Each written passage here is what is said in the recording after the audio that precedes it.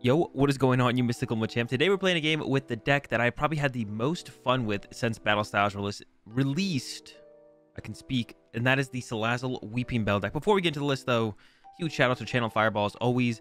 Check them out, link in the description. ChannelFireball.com, #1 spot to step up your game if you're looking to improve at the Pokemon trading card game with CFB Pro, or if you're just looking to pick up some cards, check them out over there as well. Use code AzulGG. So yeah, Salazzle Weeping Bell. The deck I've had the most fun with, I think, since the release of Battle Styles.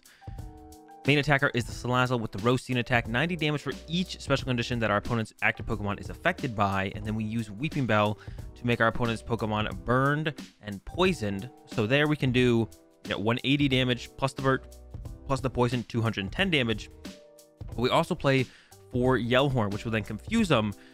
So we can get all the way up to 300 damage in our single attack. Now, it is a little bit short on knocking out the VMAX Pokemon, so we're really close, but not quite there. And we could play something like Leon, or, Zigzagoon is definitely something I've considered adding because we do play Scoop Up Net. So Zigzagoon is something I don't have in here, which I think would be maybe my next card to try and include in this list. But we can always clean them up with Psi Power or just attack them twice. Like, they're worth 3 prize cards.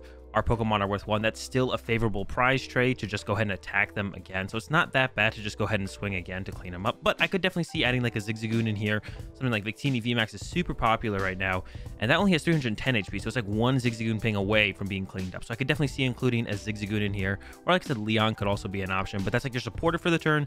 And being this single prize deck where we need all these pieces to get off an attack every single turn, and with it being super easy for our opponent to knock us out, we basically have to play a draw supporter every turn to get out a new Salazzle, get the energy for it, and then get some kind of special condition on it to actually do some damage.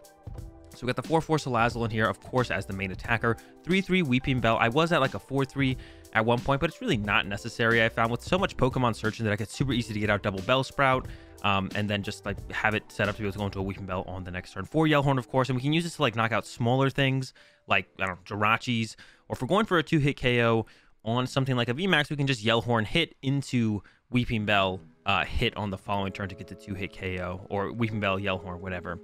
And then we have Snorlax in here as the draw support. I don't like playing 2 prizers in my 1 prizer deck, so I don't play any Crobat or Kricketune or Dedenne.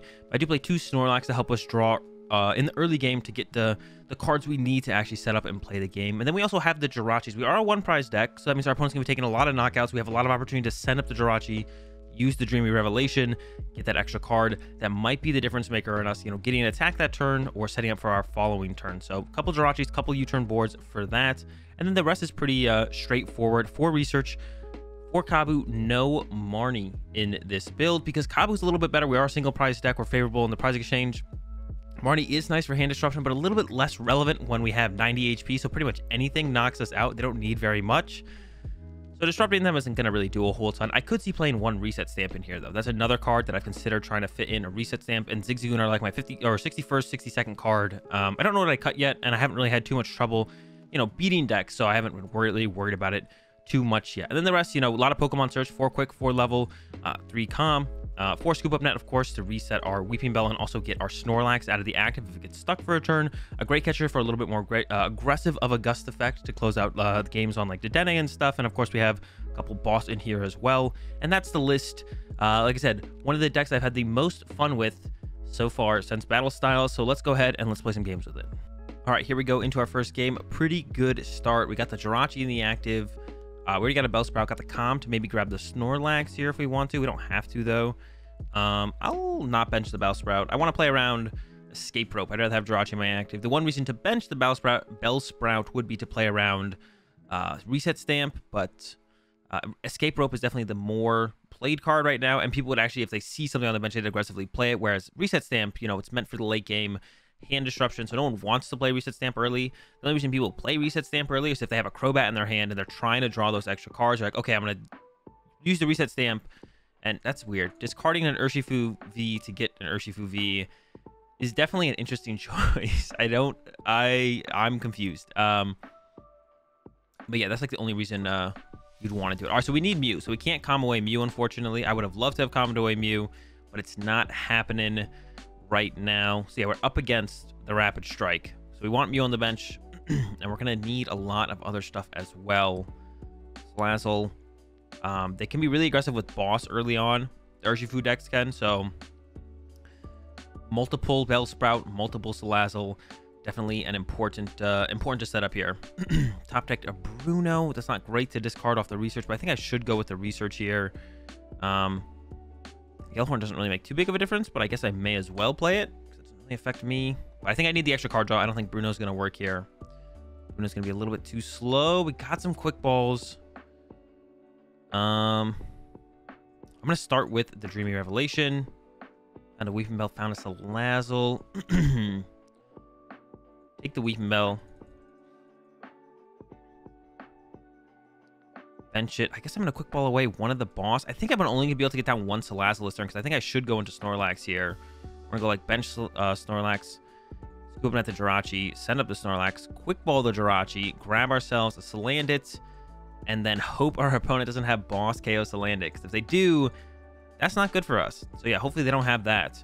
But we do need... Oh, this isn't even it. We have no draw supporter still in the hand, so we're still a little bit short on actually being able to pull anything off next turn. So hopefully our opponent also... maybe they Marnie us, or maybe they have a slow turn as well. Yeah, Marnie would be great, though. I would definitely not be opposed to being Marnied here. Wouldn't hate it. But we have a lot of good top decks. We could top deck an Energy, and Energy would be fine to get us going. A supporter of some type. Research would maybe be a little bit aggressive. We'd lose quite a bit, to be honest. So definitely would prefer something like a Bruno. A Bruno would be an insanely good top deck here with this kind of hand. They got the attack off. What else do they have to go with it? Like I said, if they have the boss on the Salandit, they do. We're going to be in trouble. Okay, we haven't lost yet. It just is kind of tough from here on out. It just gets tougher. So we got to go back into the Snorlax. Probably will Weeping Bell it. There's a quick ball, but what do I want to give up? I guess I can give up a Weeping Bell. Grab another Salandit. Now we can go double Salandit. I can even play this Ordinary Rod for Salandit and Weeping Bell. And I could confuse them, but I don't think it's going to make that big of a difference. So I might just go ahead and Gourmandize. Well, I don't think confusing them is going to do a whole ton. So I think I'm going to go ahead and Gourmandize for 3. And then, okay, there's a Bruno. Now this is a good hand. We're a little bit slower than we want. We want to be attacking. We're okay to give up the first prize card like that. Of course, it's that much better if we get to draw the first prize card. But if they get the first prize card, it's really not that big of a deal.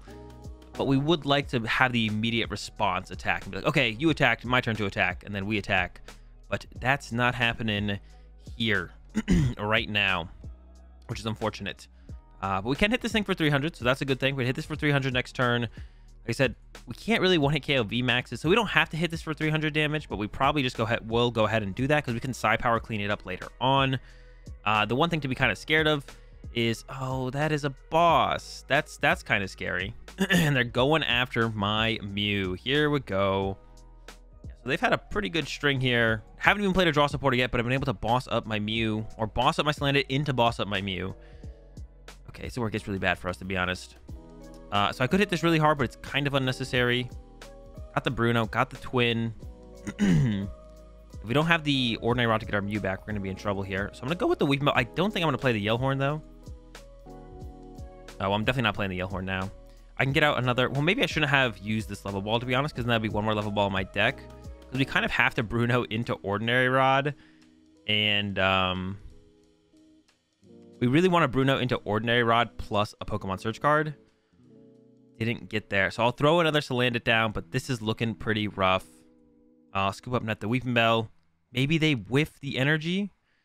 Maybe I should have Yellhorned them for that reason, actually, because if I Yellhorn them, they can't they can't just go attack, right? They'd be confused, so they would need to like get a switch card or go to the bench one or something like that. So maybe I should have actually gone with the Yellhorn there, hit them for that full 300 damage. And that'd be like that much easier to get the knockout on the next turn as well, I guess. But maybe they just whiff the energy and don't get off that G-Max Rapid Flow. But if they can Rapid Flow here, I think the game's going to start to fall apart for us a little bit. They're just going to be able to snipe double Bellsprouts. They can't do a big hit next turn. I could go Yellhorn for 90, but even then they can retreat next turn and be just fine. So I probably should have Yellhorned excuse me, Yellhorned out of my last hand to give us a better chance here. They're attaching to the bench. I think it's a pretty good sign because they haven't VMAXed yet, so they might whiff the VMAX, which would be huge and maybe give us an opportunity to actually find that Ordinary Rod, that second Ordinary Rod. They're dead changing. Okay, so they don't have it yet. So this is actually a big deal. My opponent could definitely whiff, and they didn't. All right. Looks like we're going to get Rapid Flowed out of this one. There's the retreat. Here comes, excuse me, the Rapid Flow. Goodbye. Oh, they went after my Salandits, or my Salazzles, actually. Okay. I thought they would for sure go after my Bellsprouts, but I guess we can go ahead and hit this thing pretty hard. I don't think it's going to be enough to win the game, but that's what I'm going to do. We're going to hit it hard, hope for the best. Hit it hard and hope for the best. Could boss KO this one. No, we don't have the energy. All right, Yellhorn. Hit it for 200. Maybe we clean it up with Mew later on. I mean, they win with another energy here next turn, to be honest, so we do need to get Mew right now, or we probably will lose to just an energy attachment and another G-Max Rapid Flow. So very important for us to find Ordinary Rod. Did not do it. So I think this is going to be the end for us here in this one. I'm going to go ahead and pick up this Bellsprout and reset it just in case. You never know. But at the very least, oh, I guess I should have calmed that away to grab another Salandit. I guess I'm already thinking that we've already lost. Actually, no, I prized my third Salandit, so I don't think I can do that. I think or my fourth Salandit. I did prize my fourth Salandit, I'm pretty sure. I'm already in that losing mindset, though. Yeah, here comes another G-Max Rapid Flow. That's why Mew is so important in this matchup. I mean, if anyone plays against the Rapid Strike, Mew is pretty important. That's why so many decks play Mew right now, because it is so important to use the Mew against the Rapid Strike, Rapid Flow, but it is the G-Max Rapid Flow. We lost. All right, here we go again. Gonna go second. I don't like going first. Even though we like play the Snorlax and stuff, I still like going second to give ourselves a better chance of like setting up and everything. So getting you know, that draw supporter off turn one can be a big deal, and whether or not you get like a clean start or not. What do we got? Got the Jirachi start. Not much else to work with, though. We got the Quick Ball and the Calm, so we can thin out the hand a little bit and then maybe get into a Snorlax. But that Dreamy Revelation is going to have to help us out a lot. We actually mulligan 3 times? I think we play more Pokemon than that. All right, we're up against Single Strike. I mean, Tyranitar at the very least, but it's probably Single Strike Urshifu, and they probably play the one of Tyranitar. There's a Houndour. Yeah, so there's going to be the Houndoom line in here, and it should be that Single Strike Urshifu. All right, I got Snorlax off the top, which is good. But we still need a lot from our Jirachi here. So I'm going to go with Calm Away Salazzle, and then I'll decide where I'm going to Quick Ball between those two. Got 2 of these left, so I'll probably Quick Ball. And it's probably going to Quick Ball the Weeping Bell here. Grab ourselves a Bellsprout. And I'm not going to play the Yellhorn yet, so we're going to go with that Dreamy Revelation. Got the U-turn board. That is perfect. Exactly what we want. Bench, bench, U-turn, bench. And we don't need a ton of Yellhorns in this matchup, I don't think, because the Bellsprout carries. Actually, no, to one-hit KO this, we'd need a Yellhorn, actually. So I'm actually going to hold on to the... I could still Yellhorn it, though. I think I still like the idea of Yellhorn it, though, to disrupt my opponent. Maybe make it so they whiff the attack on their turn. Yeah, I think I still like the idea of just Yellhorning them there. This hand's pretty good. Only really missing a draw supporter before it's great. Like, this hand's good, not great. However, will be great if we get a draw supporter. But there's our Marnie to kind of disrupt us, though, so that's unfortunate, because this hand was, like, really good overall, and we'd be able to get into the Dreamy Revelation, plus we got a top deck to work with, so, like, we could even Dreamy Revelation twice if we wanted to. This hand, also not bad, though, so nothing really to complain about here. This hand is also very good. The only thing we're really missing is a way to move our Snorlax. Looks like our opponent pretty much got everything there. Missing just the Houndoom to actually pull off the attack, so they're looking for that with the Crobat, and they can use that Cragalanche for 100 on my Snorlax, which doesn't get the KO, which is super good for us that it doesn't get the KO. And they also still have to get the Houndoom. They haven't gotten it yet, so if they don't get that... Oh, all right, they got it. Yeah, but they do discard, was it 2 cards, which I am a little scared of. I don't want to lose anything good, so let's see what they get off this Cragalanche. Yeah, I'm a little bit scared. Like, Ordinary Rods would be pretty rough. There's a lot of things that could hurt us quite a bit. Let's see what they rip here, though. Here it comes. 100 damage. What do they mill? A Mew. Oh, a Scoop of Net. That's super unfortunate. That is what we need to move our Snorlax this turn. So let's go ahead and confuse this thing again. This, and then research. Yeah, that is what we need to move our Snorlax. So it's super unfortunate that we did that. And I think the other one's on the bottom of the deck, so I don't think we're actually going to be able to attack this turn. Level Ball. Gonna go ahead and grab myself another Salandit. Do we prize 2 Salandit? Actually, this is the last Salandit in the deck. That's super unfortunate. If we don't need that much stuff on our bench, it's confused again, which is good. I mean, I can go for 1, but I want to save the ordinary rod. I go for 2. I could bench this other Snorlax, but it doesn't seem correct. So I think I'm just going to go for 1 here on the Gourmandize to get something decent. It's Jirachi, which is okay-ish, not great. And it looks like we're going to give the first prize card here. Probably they are confused again. We did confuse them. There's another Marnie. I don't mind the Marnie too much this time around because our hand wasn't great, except it had a research and I was going to lose an ordinary rod, which I really don't want to give up. So I don't mind that too much, to be honest. Another energy is great. The rest of the hand, once again, no draw supporter, which is not good, but the rest of the hand is not bad. Comes a quick ball, get rid of that urn, sure. See what they grab. I assume this is where we'll see the single strike. Yep, make its appearance. I mean, the question is going to be, are they going to go for the flip through the... they probably will go through the flip, right? Go through the flip to try and get the knockout. If they get the knockout or don't get the knockout, I don't mind too much either way, to be honest, because if they get the knockout, I get to actually maybe attack this turn. Of course, I'm once again scared. Would they mill? Another scoop up net? Come on. At least the Snorlax is out of our way this time, but we do need those to reset our Bellsprout. So that is a little bit unfortunate. So let's go with Level Ball. We're going to go get that Weeping Bell because we're going to get the knockout this turn. I'm going to Quick Ball as well. Get rid of this Calm. Grab ourselves another Bellsprout to work with. And then we'll hit it with that Dreamy Revelation. Thin out 2 cards first before we Dreamy. I guess we're grabbing the Level Ball. It does shuffle our top deck, which is nice. So we'll go ahead and Level Ball. Grab another Bellsprout because otherwise I could focus down our Bellsprout. And that wouldn't be good. And we get the KO here. We do 210 with the Weeping Bell plus Salazzle. So we get the knockout here. We'll also get 2 prize cards to play with here. But yeah, we want double Bellsprout down versus another Salandit. Oh, wait. Oh, it's still confused. I mean, we still had the Weeping Bell to get the knockout. But we did more damage than I thought we would do. Bruno is the perfect prize card there. We get to save the boss, which is nice because we might want to chase something smaller than a VMAX. Get around that, and they don't have a Dedenne in place, so the Great Catcher won't work right now. So the Bruno's great. We might Quick Ball away this boss, because I think our other boss is still in the deck. Yes, I believe it is. But also the top deck is definitely potential Quick Ball fodder. And our opponent's in a spot where they got 20 damage on here. So we're actually really close to knocking this thing out. 1-hit KO in it with the Yellhorn plus the other thing. But actually, I don't think there's anything to Quick Ball for now that I'm thinking about it. But yeah, we're really... If they Houndoom to this, which I think they have to be able to attack with it, they Houndoom it and VMAX it, we can actually 1-hit KO it for 3 prize cards, which is pretty sick. Yeah, Ordinary Rod top deck, I guess, would be really good then. So we can Ordinary Rod a Salandit back in, because I'm pretty sure we prized 2 here. Now, I'm not 100% sure. I don't fully remember.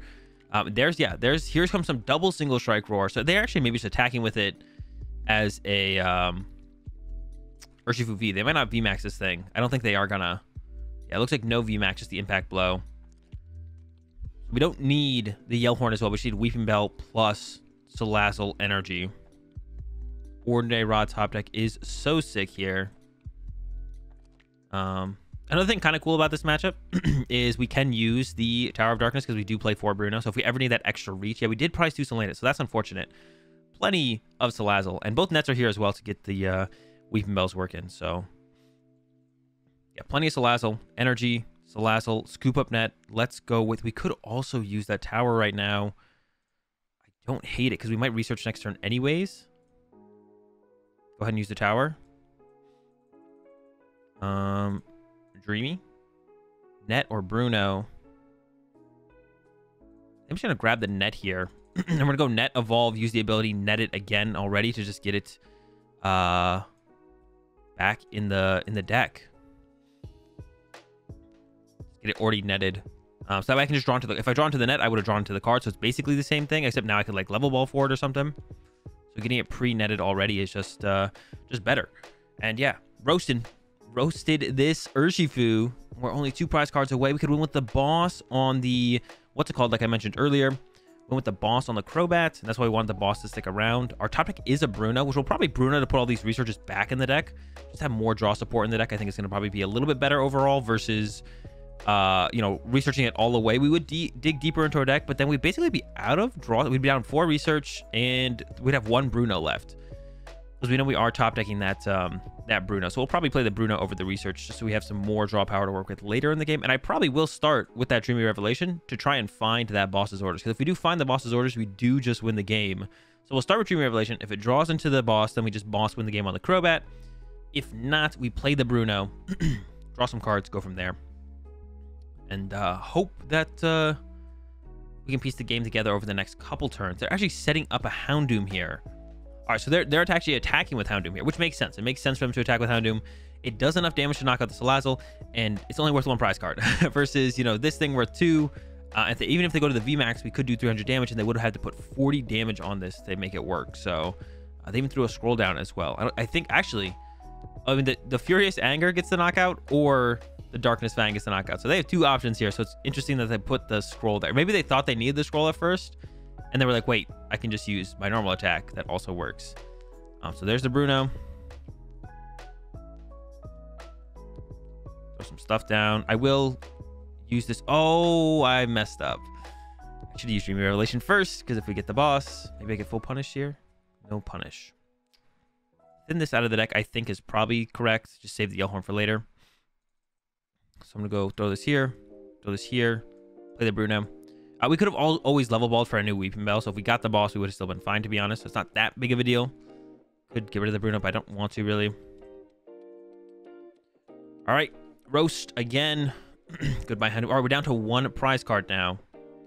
Actually, I don't even know if the boss is in the deck. I'm kind of assuming it is. Kind of making like a guess, an estimation. I'm assuming that the boss is in the deck, but I actually don't know.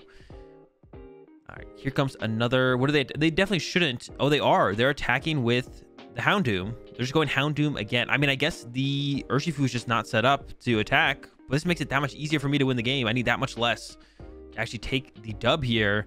And there's even a sad face from my opponent. So yeah, I think this one is all wrapped up here. Yeah, we have the Salazzle in hand. We have the Calm for the Weeping Bell. So yeah, a dub here over the Rapid Strike, which I definitely think is a favorable matchup. Rapid Strike just kind of struggles against single prize Pokemon in general. And that, of course, includes the Salazzle deck. And that's a dub. And that's it. That's going to do it for the games with this Salazzle Weeping Bell deck. I hope you guys enjoyed the games.